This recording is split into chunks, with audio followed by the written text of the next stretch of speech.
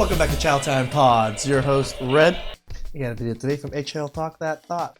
Please like, subscribe, comment down below. I really appreciate that. Let's get that chow. It's chow time. You know, if you had asked me after I separated from my husband about 21 months ago, if you had asked me like a week or 2 or 3 or 4 weeks after that happened, if I would ever be okay again, I would have told you point blank, no, I'll never be okay again. Hey guys, I'm having a pretty rough mental health day today. She says, I love you. He goes, love you too. Good night, right? So I look at him and I go, did you just take a phone call with another woman in my bed? Just the absolute audacity of taking a phone Chatterone call from your girlfriend while in another woman's bed after sleeping with her. Like, I can't even fathom. It's how much of a Chad this man is. Like, where do men And a Tyrone. That's why I made the word Chatterone. get the audacity? Welcome back, family. Today, we are going to review another modern woman who decided to leave her marriage just so that she can go ride the cock carousel with Chad and Tyrone. Let's first start by watching her trying to cope with her bad life decisions by thinking that she has become a better person after leaving her marriage. And right after, I will prove to you that these modern women just put on a facade as usual because in reality, they are really miserable. Let's watch. So today is my birthday. I am officially 36 years old, and in the You look 40-something, girl. last year, so many things have happened in my life. And I wanted to take the time today to talk about what those things were and what I've learned. I've learned that I'm a strong-ass bitch. That's for sure. You know, if you had asked me after I separated from my husband about 21 months ago, if you had asked me like a week or 2 or 3 or 4 weeks after that happened, if I would ever be okay again, I would have told you point blank, no. See, that's weird to me. Like, why would you do it if you feel that strongly still about everything? It just sounds like you just ruined yourself. I'll never be okay again. The truth is, I'm okay. I'm more than okay. And I'm so much better than I was with him. Well, I learned that I'm lovable. That people love me. People want to be around me. People want to hear what I have to say. People respect me. That a lot of the things that my ex-husband said to me about myself were projections of the way he felt about himself. And it never had anything to do with me.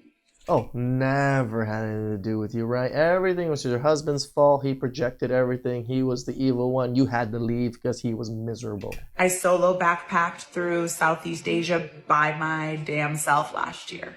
Congratulations. That was some cool ass shit. That was some cool ass shit.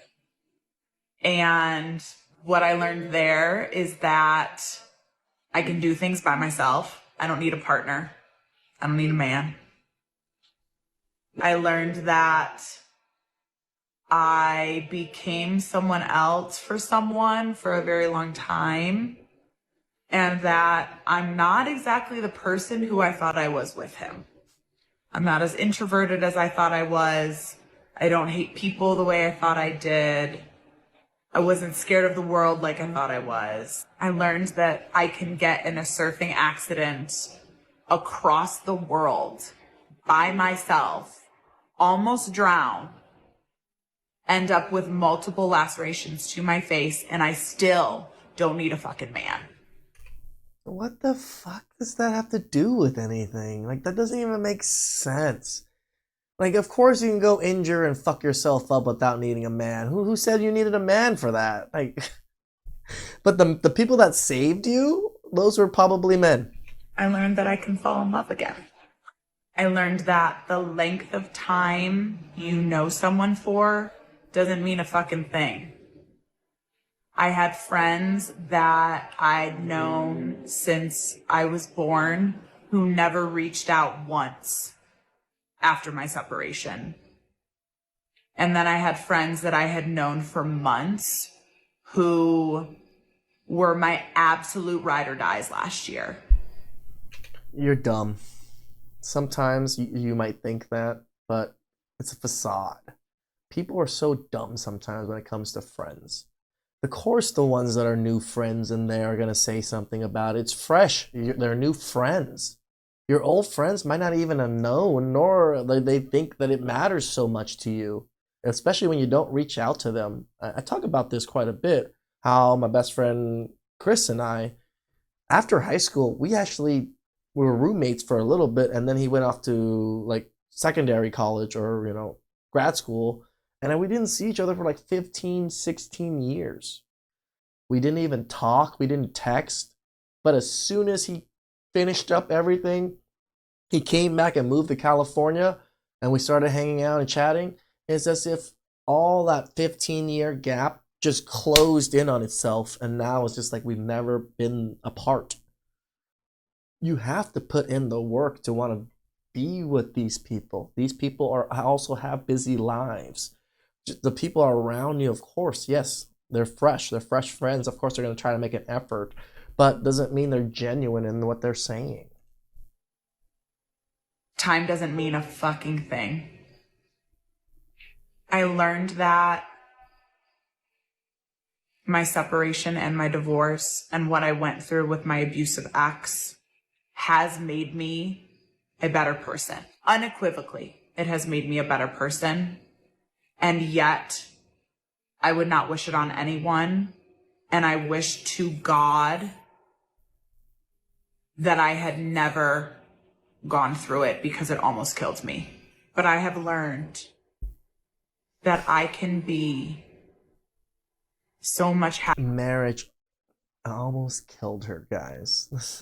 The things they say is just so outrageous and easily can tell that it's bull. Happier and healthier on the other side of everything bad that's ever happened to me. That I am the type of person to make the absolute best of every up situation that the universe puts me in. Without a doubt. I am the strongest motherfucker out there. And you know what? I am so fucking proud of myself for that.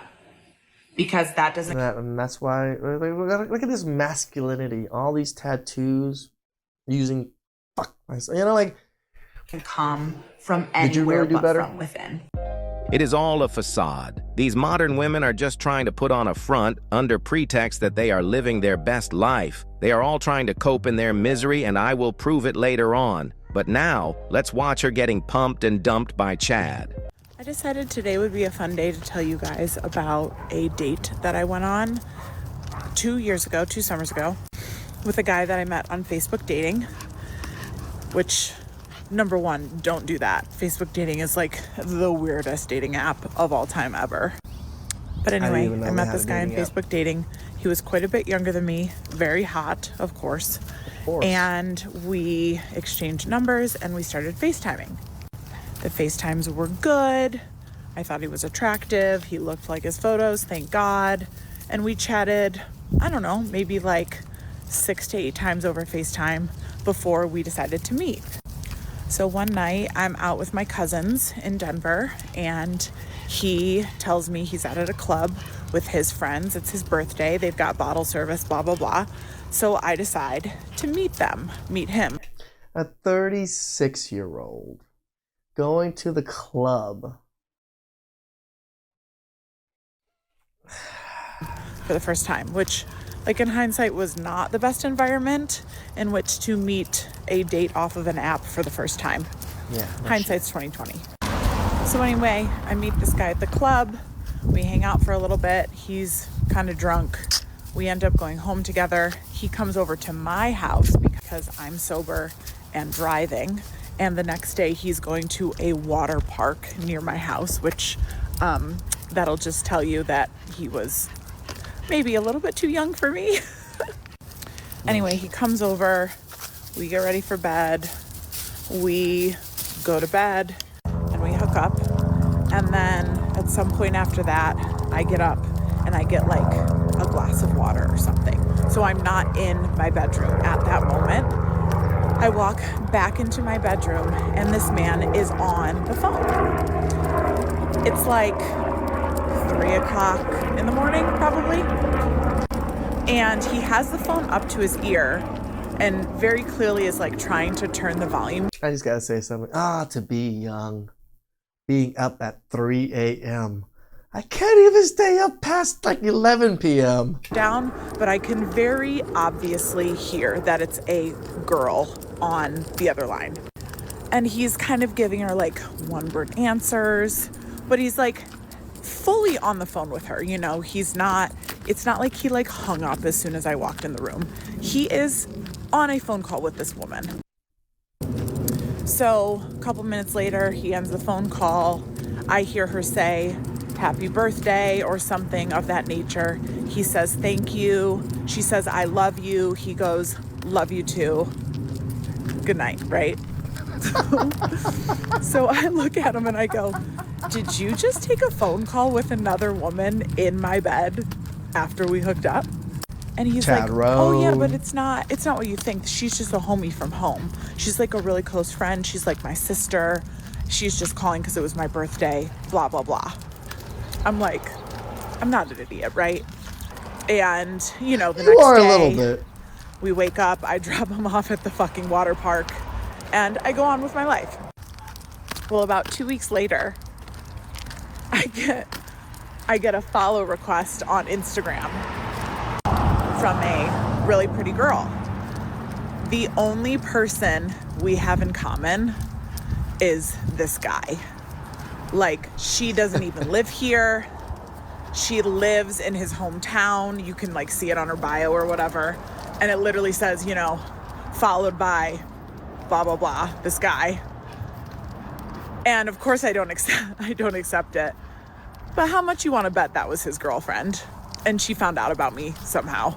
Of course. But just the absolute audacity of taking I mean, it's pretty easy to find out. It's called go to your TikTok and they'll figure out everything. It's called you archive everything, idiot. a phone call from your girlfriend while in another woman's bed after sleeping with her. Like, That's how much he does not care for you, and you're just a pump and dump. I can't even fathom, like, where do men get the audacity? When you choose the streets instead of being a wife, you will definitely be treated accordingly. Correct. Now, I will show you that 2 years after her divorce, she's still miserable, and most modern women are just unhappy people because they let their emotions get the best of them most of the time. And the worst part is that they take permanent decisions based on their temporary feelings. Let's watch. Hey guys, I'm having a pretty rough mental health day today, but I just wanted to come on here to say that if you have a friend who you can call when you're having a day like this, maybe you can't stop crying or you're spiraling, and that friend will get on the phone with you and they will talk you through what you're going through, and they will ask you what you need, and they will walk next to you in your distress and throw out ideas for things to make you feel better or solutions. And they will just sit on the phone and listen to you as you cry. Those people, hold them so close to your heart and never let them go because they are so special. These modern women always need a shoulder to cry on all the time. All they do is trauma bond and constantly chasing after the next best thing. As you may read on the caption on your screens right now, how much they struggle with the first breakup right after their divorce. And the real reason they struggle so much is because they leave their marriages for the Chad that they have been talking to, thinking that he will commit to them, only to find out that Chad only wanted to bust a nut. This is the consequences of social media. Modern women confuse the attention they get from random people on these sites as genuine attention. You can read all the attention this woman is getting on her dating site profile.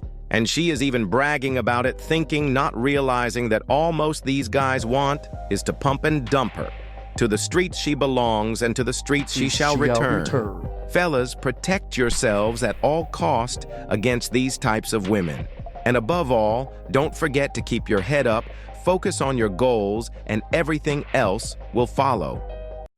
It's just how many times have these women divorced their husband just to get pumped and dumped by the person that they were cheating on him with? You really thought the person that's cheating on them wants to marry with them? Isn't that just... Oh my God. You don't think they're just there for the good time? They think they genuinely love you even though you're married with kids and all of this baggage? You're dumb. Please like, subscribe, comment down below. I really appreciate it. And I catch you guys next time.